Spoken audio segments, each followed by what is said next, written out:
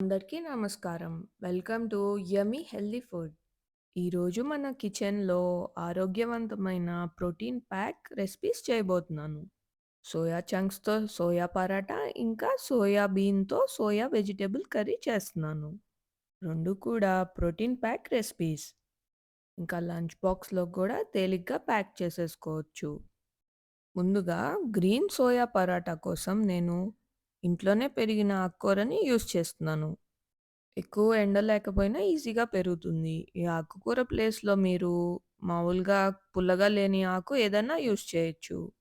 గోంగూర, చుక్కకూర లాంటివి కాకుండా.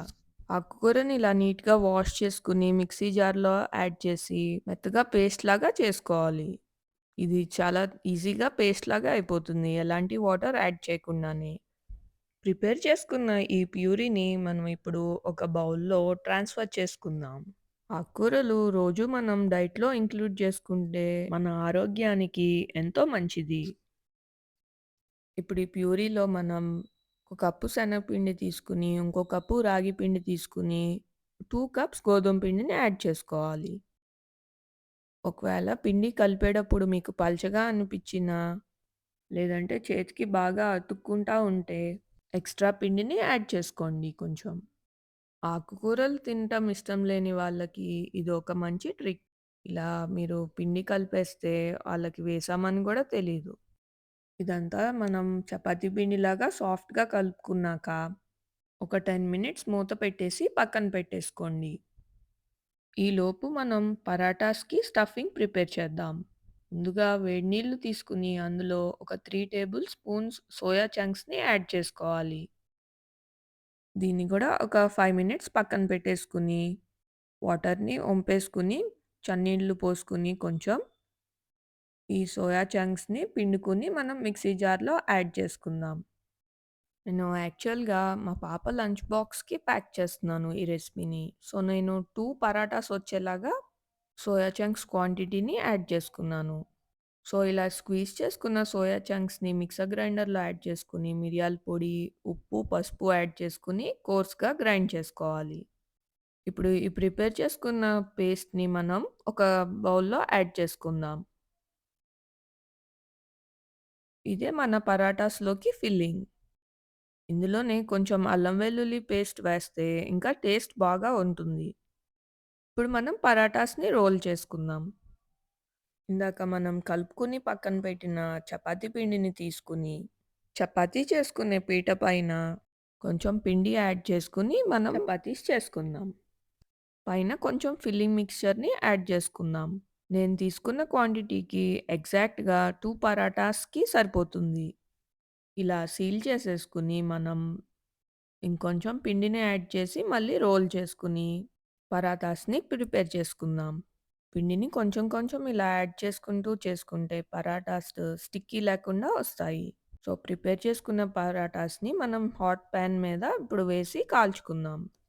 ఐరన్ తవాస్ యూజ్ చేయడం వల్ల మన ఫుడ్‌లో గూడా లైట్‌గా ఐరన్ కలిసి, ఐరన్ కంటెంట్స్ లైట్‌గా ఇంక్రీజ్ అవుతుంది మన ఫుడ్‌లో. మీకు కుదిరిన దాన్ని బట్టి దోసలకి, చపాతీలకి ఐరన్ తవాస్‌ని ప్రిఫర్ చేయండి. కొంచెం నెయ్యి అప్లై చేసుకుంటే మన పరాటాస్ టేస్ట్ బావుంటాయి. సో, నేను ఈ ప్రిపేర్ చేసుకున్న పరాటాస్‌ని లంచ్ బాక్స్‌లో ప్యాక్ చేసేసాను మా పాప కోసం. ఆకుకూరల్లో ఐరన్ అబ్సార్బ్ అవ్వటానికి లెమన్ ఉపయోగపడుతుంది అండ్ టేస్టీ కూడా. ఎలాంటి కర్రీ లేకపోయినా మనం ఈ పరాటాస్‌ని తినేయొచ్చు. ఇంకా స్నాక్స్‌లోకి ఒక బనానా గూడా ప్యాక్ చేసేసా. ఇప్పుడు మన నెక్స్ట్ రెసిపీ వచ్చేసి సోయాబీన్ మిక్స్డ్ వెజిటబుల్ కర్రీ. దీనికోసం నేను సోయాబీన్‌ని ముందు రోజు నైటే బాగా వాష్ చేసుకొని నీట్‌గా ఒక 12 అవర్స్ పాటు నానపెట్టేసుకున్నా సోయాబీన్‌ని. ఈ సోయాబీన్ ఉడకటానికి చాలా టైం పడుతుంది. ముందుగా సోక్ చేసుకోవడం చాలా ఇంపార్టెంట్. అండ్ సోక్ చేయటం వల్ల మన న్యూట్రియంట్ అబ్సార్ప్షన్ గూడా బాగా ఉంటుంది. సో, నానపెట్టుకున్న సోయాబీన్‌ని నేను ఇలా ఒక గిన్నెలో ట్రాన్స్‌ఫర్ చేసుకొని ప్రెషర్ కుక్ చేసేస్తా ఉంటాను. సో, కుక్కర్‌లో కొంచెం వాటర్ యాడ్ చేసేసుకొని ఈ గిన్నెని ప్లేస్ చేశాను. ఇది కుక్ అవ్వటానికి చాలా టైం పడుతుంది కాబట్టి ఒక 6 విజిల్స్ వచ్చే వరకు ప్రెషర్ కుక్ చేసుకోవాలి. లో ఫ్లేమ్‌లో 6 విజిల్స్ వచ్చే వరకు ఇప్పుడు మనం ప్రెషర్ కుక్ చేసుకుందాం సోయా బీన్స్‌ని. సోయా బీన్స్ ఉడికేలోపు మనం అల్లం వెల్లుల్లి పేస్ట్ చేసేసుకొని, తర్వాత అందులోనే జీడిపప్పులు కొన్ని ఒక 8 వరకు, ఇంకా ఒక టేబుల్ స్పూన్ పుచ్చగింజలు, ఇంకా 2 టమాటాలు కలిపి ప్యూరీలాగా చేసుకోవాలి. ఈ మసాలా పేస్ట్ మనకి మంచి గ్రేవీ టెక్స్చర్‌ని ఇస్తుంది. ఇప్పుడు మనం కర్రీ చేయటం కోసం ఒక పాన్‌లో ఆయిల్ యాడ్ చేసుకొని, చిన్న ముక్క దాల్చిన చెక్క, 2 లవంగాలు, ఒక బిర్యానీ ఆకు, ఇంకా ఒక యాలుక్కాయ వేసుకొని బాగా సాటే చేసుకున్నాక, హాఫ్ టీ స్పూన్ జీలకర్ర గూడా యాడ్ చేసుకొని, పచ్చిమిరపకాయలు, ఒక కప్పు ఉల్లిపాయ యాడ్ చేసుకొని బాగా సాటే చేసుకోవాలి. ఉల్లిపాయలు కొంచెం మగ్గినాక కరివేపాకు యాడ్ చేసుకోవాలి. ఒక టీ స్పూన్ అల్లం వెల్లుల్లి పేస్ట్ కూడా యాడ్ చేసుకొని, ఇది కూడా బాగా మిక్స్ అయ్యేలాగా కలుపుకోవాలి. అల్లం వెల్లుల్లి పేస్ట్ పచ్చి వాసన పోయే వరకు మిక్స్ చేసేసుకొని, ఒక కప్పు చాప్ చేసుకున్న ఫ్రెంచ్ బీన్స్ యాడ్ చేసుకొని, బాగా మిక్స్ చేసుకోవాలి. ఈ రెసిపీలో నేను ఫ్రెంచ్ బీన్స్, ఇంకా బంగాళదుంపలు, ఇంకా క్యారెట్ యాడ్ చేశాను. ఈ వెజిటబుల్స్ ప్లేస్‌లో మీరు వేరే వెజిటబుల్స్ ఏవైనా యాడ్ చేసుకోవచ్చు.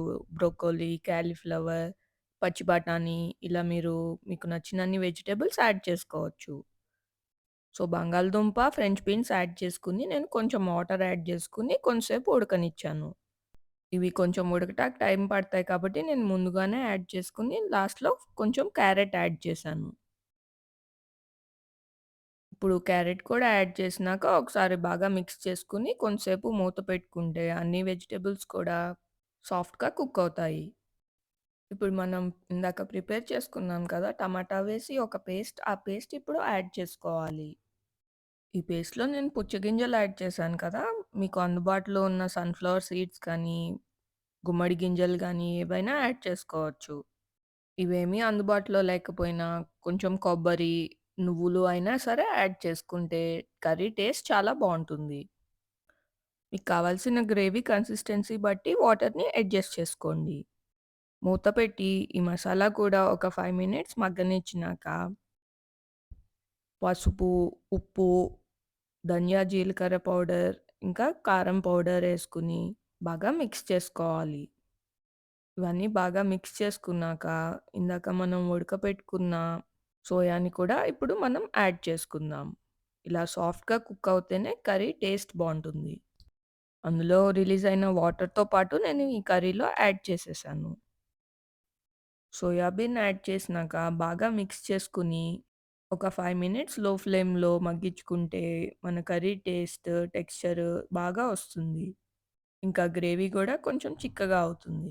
ఇంక మనం ఫైనల్‌గా కసూరి మేతి వేసుకుంటే ఆ ఫ్లేవర్ చాలా బావుంటుంది. ఈ కర్రీకి కాంబినేషన్‌గా నేను ఇందాక కలిపిన గ్రీన్ పిండితో, ఆకుకూర వేసి కలిపిన చపాతీ పిండితో నేను ఈ కర్రీని సర్వ్ చేసుకున్నాను.